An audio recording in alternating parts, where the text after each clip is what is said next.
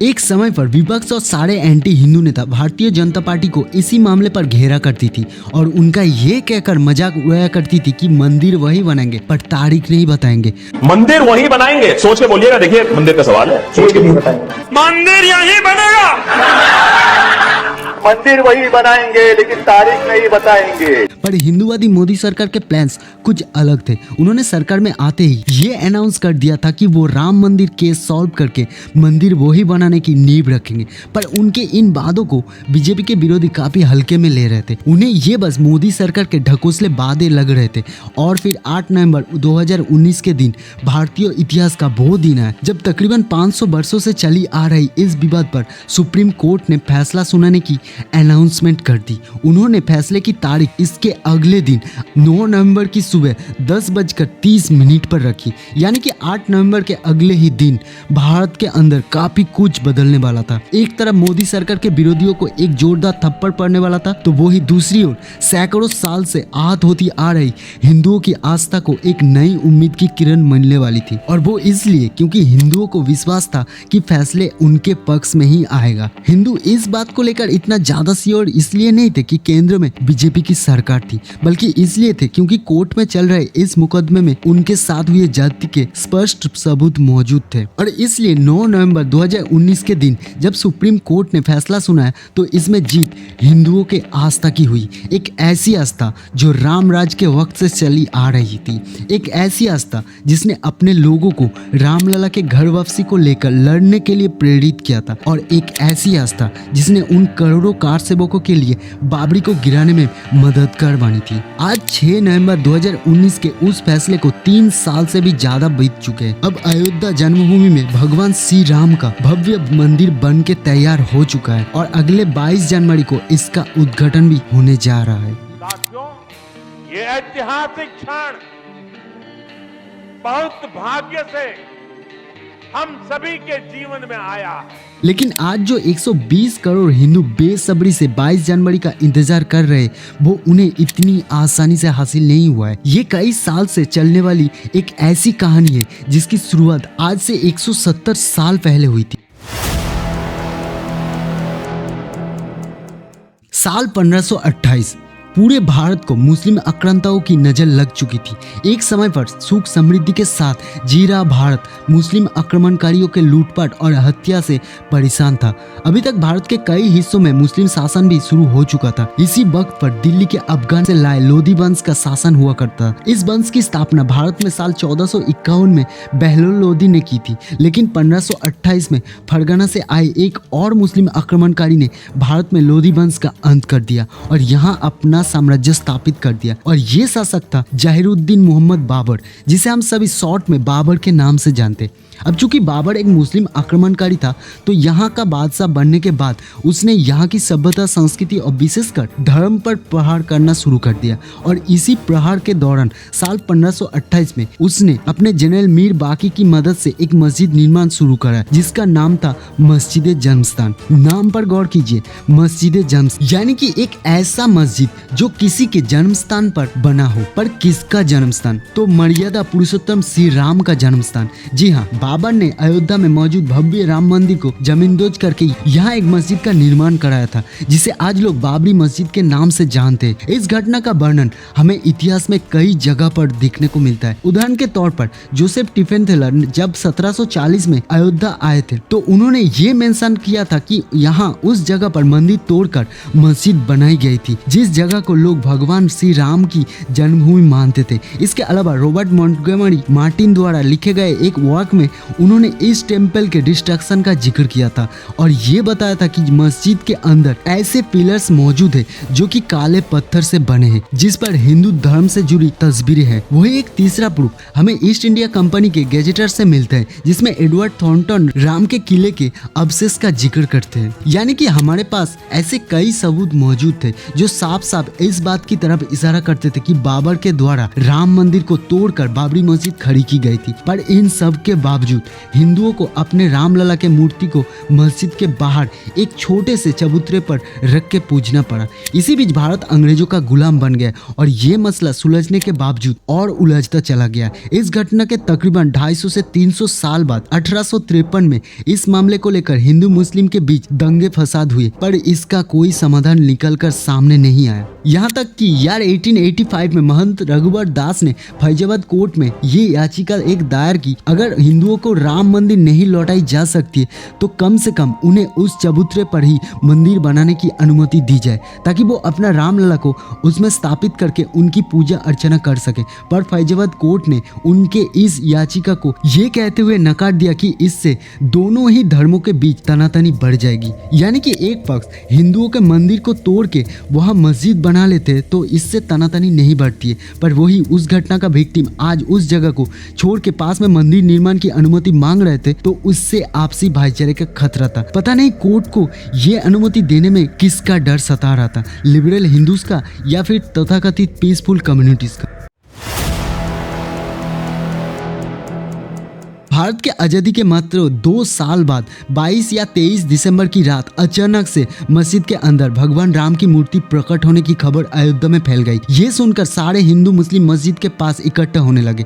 अब ये जो मूर्ति मस्जिद के अंदर प्रकट हुई थी ये कहाँ से आई, कब आई और किसने रखी, ये किसी ने नहीं देखा था। हालांकि मुस्लिम्स इस बात का ब्लेम विश्व हिंदू परिषद पर डालते, खैर वो एक अलग विषय है। फिलहाल जैसे ही मस्जिद के अंदर मूर्ति प्रकट हुई हिंदुओं के बीच इसको लेकर एक अलग भावना जागृत होने लगी। उन्हें ऐसा लगने लगा मानो खुद रामलला कह रहे हो कि उन्हें अपने घर वापस से स्थापित किया जाए। पर इससे मुस्लिम बिल्कुल भी खुश नहीं थे। वो अपने कंप्लेंट लेकर मैजिस्ट्रेट के पास गए और उनसे मस्जिद में से मूर्ति हटाने की डिमांड रखी। पर अब मामला काफी गंभीर हो चुका था और मूर्ति को वहां से हटाना एक और बड़े विवाद को जन्म देता था। इसलिए मैजिस्ट्रेट ने मूर्ति हटाने से इनकार कर दिया और यहाँ पर दोनों ही पक्ष की एंट्री पर बैन लगा दिया। यानी कि अब दोनों ही पक्ष इसके बाहर से पूजा या नमाज अदा कर सकते थे। इस घटना के मात्र कुछ दिनों के बाद जनवरी 1950 में गोपाल सिंह ने इसमें अंदर मौजूद मूर्ति की पूजा की अनुमति को लेकर कोर्ट में याचिका दायर कर दी, पर कोर्ट ने उनकी इस याचिका को पूरी तरह खारिज कर दिया। फिर साल 1959 में सुन्नी वक्फ बोर्ड ने मूर्ति को हटाने की याचिका और इस मस्जिद को कंट्रोल अपने हाथ में लेने को लेकर याचिका दायर की, लेकिन कोर्ट ने इसे भी पूरी तरह खारिज कर दिया और इस प्रकार ये मामला कोर्ट में पहुंचने के वजह से कुछ सालों के लिए शांत हो गया। लेकिन फिर 1980 के पॉलिटिक्स ने इस विवाद की चिंगारी भड़का दी। एक बार फिर 1984 में विश्व हिंदू परिषद ने मंदिर निर्माण का मुद्दा उठाया और इसके लिए एक धर्म संसद का आयोजन किया जिसमें लाल कृष्ण आडवाणी सहित भाजपा के कई बड़े बड़े दिग्गज हिंदू नेता शामिल हुए। असल में इस वक्त पर बीजेपी एक नई पार्टी हुआ करती थी और कांग्रेस को हराने के लिए उनके लिए राम मंदिर एक अहम मुद्दा था। ऊपर से कांग्रेस के मुस्लिम तुष्टीकरण की नीति से हिंदू जनसंख्या ऐसे भी हताश थी, तो ऐसे में बीजेपी के पास एक प्लस पॉइंट था और उन्होंने इसका फायदा भी उठाया। पर कांग्रेस भी हिंदुओं को खुश करने में लगी थी और इसी चक्कर में उन्होंने एक कंट्रोवर्शियल कदम उठाने का फैसला लिया। उन्होंने आने वाले इलेक्शन में हिंदुओं को अपने पक्ष में करने के लिए 1996 में हिंदुओं के पूजा के लिए विवादित ढांचे का परिसर खोलने का फैसला ले लिया और यही से शुरुआत हुई एक बड़े आंदोलन की।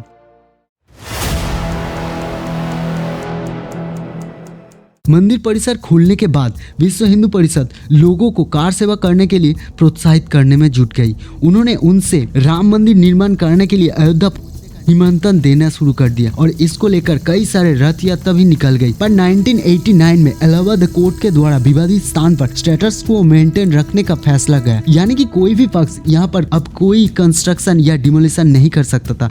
पर ये सब के बावजूद कांग्रेस अपना इमेज क्लियर करने में जुटी रही थी। उन्होंने VHP को नवंबर 1989 में यहाँ शिलान्यास करने का परमिशन दे दिया, जिससे एक बार फिर देश में हिंदू मुस्लिम दंगे का जन्म हुआ और इसमें हजारों की मात्रा में लोग मारे गए। 1990 तक ये मंदिर करोड़ों हिंदुओं के आस्था से जुड़ा एक गंभीर मामला बन चुका था। ऐसा नहीं है कि ये पहले नहीं था, बल्कि अभी इसको लेकर हिंदुओं के अंदर एक ताजी आग भड़की थी। 12 सितंबर को लाल कृष्ण आडवाणी ने गुजरात की सोमनाथ से अयोध्या तक रथ यात्रा निकालने की बात कर दी और ये रथ यात्रा 25 सितंबर को शुरू भी हो गया। इस यात्रा को भारत के अलग अलग हिस्सों से होते हुए 23 अक्टूबर को अयोध्या पहुंचना था और इसी बीच जब ये बिहार के समस्तीपुर पहुंचा तो यहाँ के मुख्यमंत्री लालू यादव ने खुद को सेकुलर दिखाने के चक्कर में आडवाणी जी को अरेस्ट करवा लिया और उन्हें एक गेस्ट हाउस में नजरबंद कर दिया। पर इसके बावजूद 30 अक्टूबर तक पूरे भारत से कार सेवक अयोध्या पहुंचे, जहां यूपी के तत्कालीन मुख्यमंत्री ने भी लालू यादव की तरह ही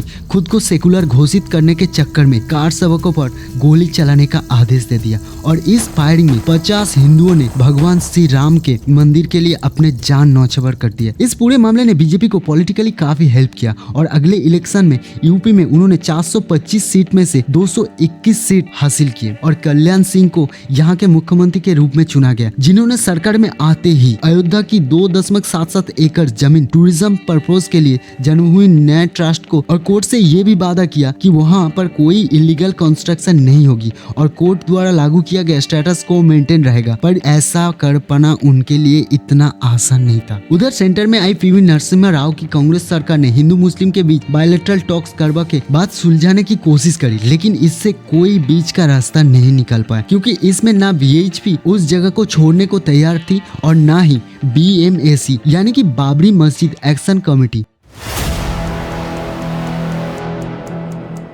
30 अक्टूबर 1992 विश्व हिंदू परिषद ने एक धर्म संसद में इसकी घोषणा की वो 6 दिसंबर को कार सेवा दिवस का आयोजन करने वाले हैं और इसमें जितने ज्यादा से ज्यादा हो हिंदू कार सेवा के लिए अयोध्या पहुंचे। अब इसकी खबर कुछ ही दिनों में पूरे भारत में फैल गई और लोग इसकी तैयारी में जुट गए। उधर इस खबर ने केंद्र सरकार और राज्य सरकार दोनों की नींद उड़ा दी थी और पीवी नरसिम्हा राव को इस बात का डर सता रहा था कि कहीं ये कार सेवक विवादित ढांचे को नुकसान न पहुंचाए और इसलिए उन्होंने यूपी के मुख्यमंत्री से ये वादा लिया कि वो मस्जिद को कुछ भी होने नहीं देंगे। कल्याण सिंह ने भी ये वादा कर दिया। पर 6 दिसंबर के एक दिन पहले जो हुआ उसने सारे हिंदुओं के अंदर जोश भर दिया था। 5 दिसंबर के दिन लाल कृष्ण आडवाणी, अटल बिहारी वाजपेयी, मुरली मनोहर जोशी, उमा भारती, विजय राज सिंधिया और कई वीएचपी के सीनियर नेताओं ने जोशीले भाषण दिए और इस भाषण का नतीजा ये निकला कि 6 दिसंबर की दोपहर पहली बार हिंदुओं ने अपनी मांग पूरी करने के लिए हथियार का सहारा लिया। सालों के इस इंतजार से पहले ही वो उम्मीद हार चुके थे और इसलिए 6 दिसंबर की सुबह वो अयोध्या पहुंचे तो उन्होंने विवादित ढांचे पर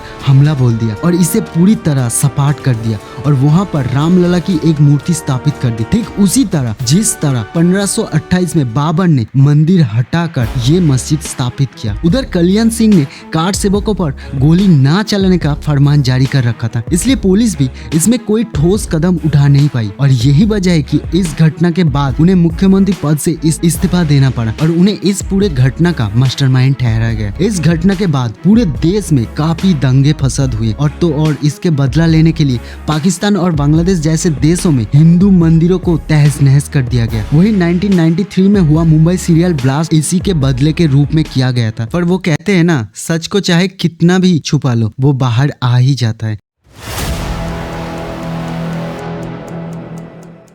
इसके बाद कुछ वैसा ही हुआ। बाबरी विध्वंस के बाद लिबरहैंड कमीशन की स्थापना हुई और इन्होंने 17 साल का एक वक्त लेकर 2009 में इसका फैसला सुनाया, जिसमें लाल कृष्ण आडवाणी, मुरली मनोहर जोशी, अटल बिहारी वाजपेयी जी और कल्याण सिंह सहित 68 लोगों को इस घटना का जिम्मेदार ठहराया गया। और साल 2010 इस विवादित जमीन पर कोर्ट ने फैसला सुनाते हुए इसके 3 हिस्से किए और एक हिस्सा हिंदू महासभा, दूसरा वक्फ बोर्ड और तीसरा निर्मोही अखाड़ा को दे दिया। पर तीनों ही पक्ष इससे खुश नहीं थे और उन्होंने इसको लेकर सुप्रीम कोर्ट का दरवाजा खटखटाया और फाइनली 2017 में इसकी हियरिंग शुरू हुई और कोर्ट ने साल 2019 में साल 1978 और 2003 में हुए एएसआई के एक्सकेवेशन को प्रूफ मानते हुए ये पूरी विवादित जमीन हिंदू पक्ष को दे दी और उन्हें राम मंदिर बनाने का परमिशन दे दिया। पर आखिर एएसआई के एक्सकेवेशन में ऐसा क्या मिला था जिसने इस फैसले को हिंदुओं के तरफ मोड़ दिया? आइए इसे हम एक आर्कियोलॉजिस्ट के मुंह से ही सुनते हैं। तो ये मस्जिद का जो पिलर्स जितने भी थे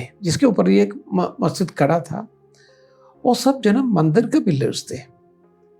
तो सवाल ये आ जाते हैं, ये आप कैसे कहेंगे ये मंदिर का पिलर है, मस्जिद का पिलर है या गिरजाघर का पिलर है?